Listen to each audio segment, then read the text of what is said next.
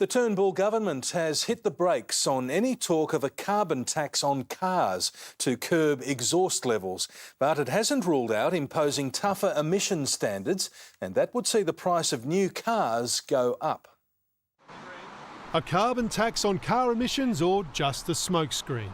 There is as much chance of a carbon tax on cars as Elvis making a comeback.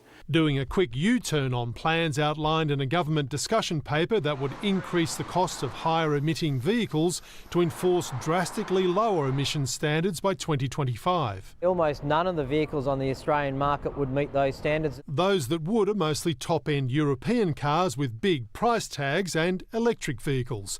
The motor industry warns modifying Australia's most popular cars to meet the standards would increase the cost of a Hyundai i30 by $5,700, a Hilux by $2,600 and a Corolla Ascent almost $4,000. Although ruling out an emissions tax, the government is still looking at tough new fuel efficiency rules to help meet its Paris climate change target, and they will come at a cost.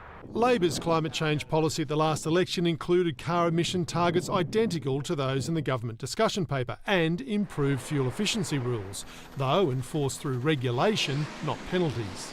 Labor has no plans and will not have a carbon tax on motor vehicles, full stop. There's no doubt that something needs to be done about the efficiency of our vehicles in Australia and the quality of our fuel. But done in a way that doesn't slug motorists. We understand the absolute critical importance of driving down the fuel costs for families. And the absolute critical importance of their votes.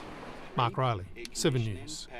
The Environment and Energy Minister have dismissed claims the government is planning to introduce a carbon tax on cars. Josh Frydenberg did admit Australia needs to look at some type of fuel efficiency standard for light passenger vehicles, similar to Europe and America.